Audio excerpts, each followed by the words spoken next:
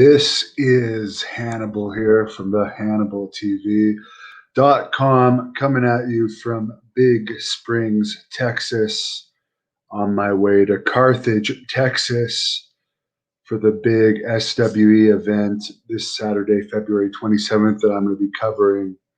It's also going to be airing as a Facebook pay-per-view. The link for that is in the description, but a lot of news has happened while I've been on this drive. The Big Show, who has been in WWE since 1999, has joined AEW.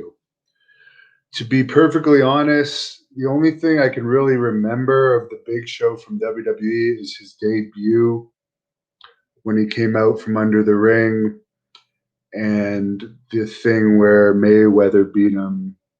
I think it was at a WrestleMania. Other than that, he was much more memorable in WCW. He's obviously older. He's not going to be a full-time wrestler, not that they wrestle full-time there. It's only once a week or so, but apparently he's going to be announcing a second AEW YouTube show along with Tony Schiavone called AEW Dark Elevation, which premieres on March 15th. And it's going to air at 7 p.m. on Mondays. He probably will wrestle too from time to time. We know that Shaq is involved with AEW through the connection with TNT and NBA. And they were wanting, I know Big Show and Shaq were wanting to do a match at a WrestleMania a few times now, but it could never be worked out. So it could be very possible that that could happen in AEW. Is this going to boost their ratings huge? I think Sting showed that a new person appearing in the company is not giving their ratings a long-term boost. Sting only boosted it for a couple weeks, then it went back down to normal levels. But it's good for Paul White because he hasn't been doing anything in WWE, and the last few times that they've used him, including on that Legends Raw, they just kind of made fun of him. So I'm sure he was making a lot of money, but maybe this is a better way to finish out his career for him, to have a bit of a better position in a company where he will really stand out as one of the stars in AEW. But again, remember when they first came back, they said they were going to go back to the old school wrestling, and they weren't going to rely on old WWE guys and older wrestlers. That isn't exactly what's happening, but their younger guys obviously aren't getting them the ratings that they need and the pay-per-view buy rates that they need if they have to bring in these older guys. But that's fine. I have nothing against Big Show. I'm sure Tank Abbott, big fan of giant wrestlers, is going to be happy about that. But that's not really going to make me watch AEW. I might click on the YouTube show to see how his commentary is, though. So actually, it might give a few eyes. So good for you, Big Show. I hope you got good payday out of that. In some sad news, I've never seen this guy wrestle, but I've heard of the name The Question Mark from NWA, which I don't know if NWA has run in over a year now. Billy Corgan has announced that Joseph Hudson, who was The Question Mark, passed away due to an undisclosed medical issue. So sorry to hear about that.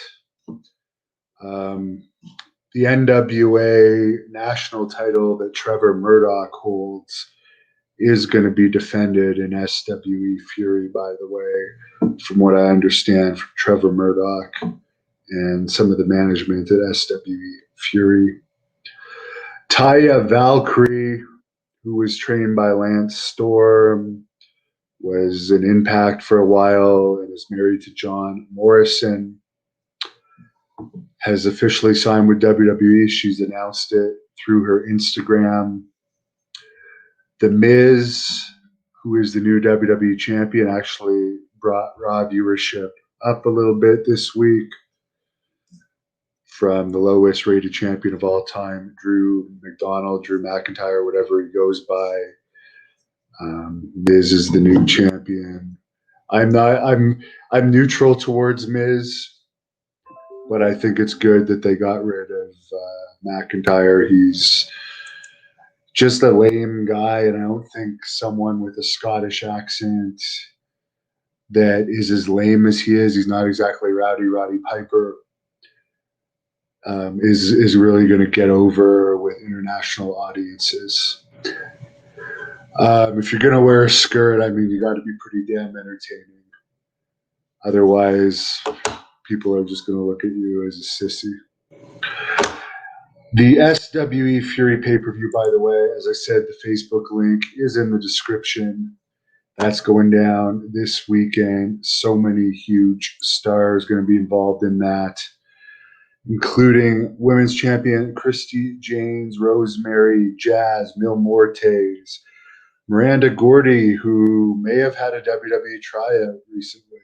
That's what the rumor is. TV champion Rodney Mack, Melina, who is one of my all-time favorite divas, Mark Henry, Teddy Long, the SWE Fury champion Charlie Haas, the beautiful Lacey Von Erich, who I interviewed last night on the Inside SWE Fury podcast, posted on this channel.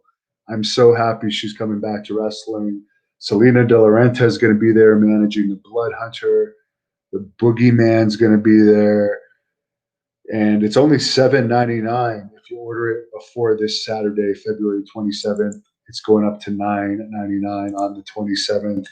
I'll get into some of your comments, but I've been up a really long time. I better go to bed soon. Colonel Quayle, good morning. Mike is missing Piper. I'm missing Piper too, but unfortunately it's going to be a while before I see her again. Sam, yes, the question mark is dead. Sorry about that.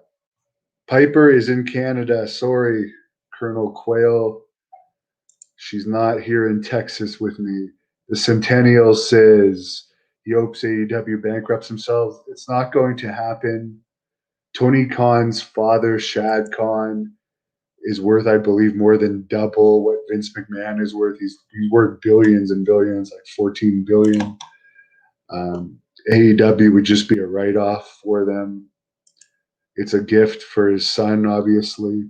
If I was a multi-billionaire and I wanted to give my son a NASCAR league or whatever, something to play with, I would too.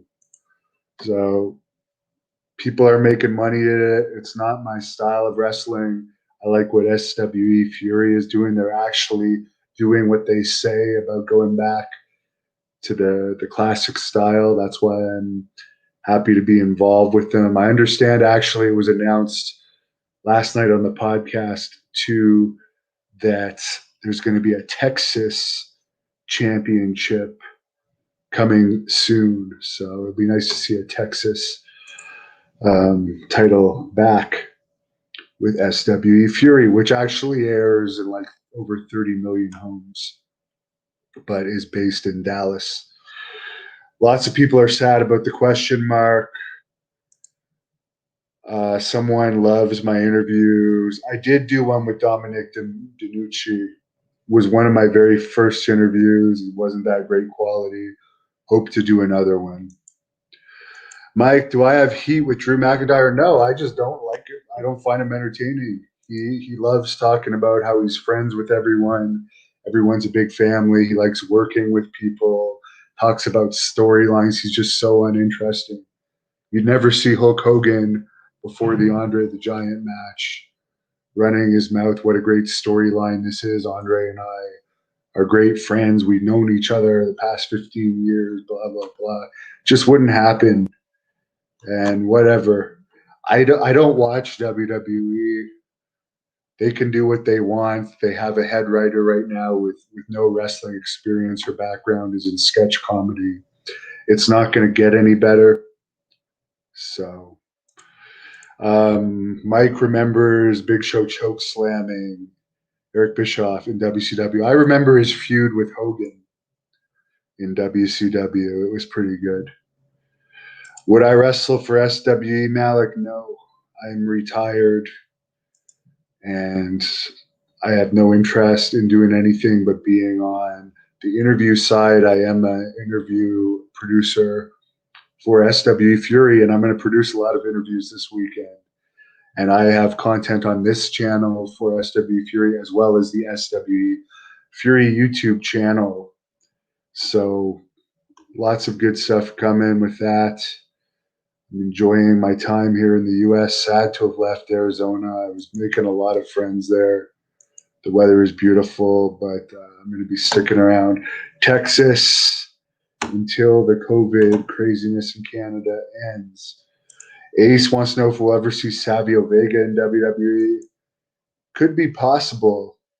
Could be very possible. Do I think Lashley as champ would be a good thing? I like Bobby Lashley. He's legit. He's an underrated MMA fighter. He had a good record in MMA, fought a lot of people, but didn't fight on as big a scale as Brock did. So, and I met him when I was did some work for Impact 3 or 4 years ago, which I really regret doing. Terrible company, and it's only gone downhill even more since then, sadly enough. Jamie's hung out with Rene Dupree.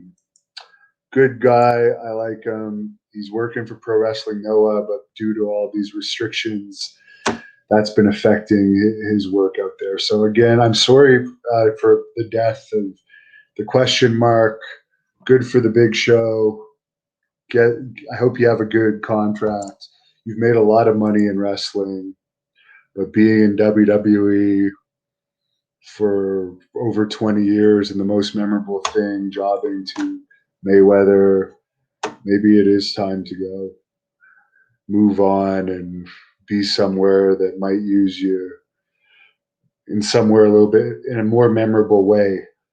Maybe I know his Netflix show got canceled too. I think WWE may have had been like some type of producer towards that too. Maybe that had to do with the falling out. Who knows?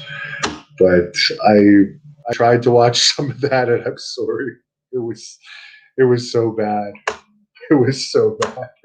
Just not my type of comedy. I still got to watch The Young Rock.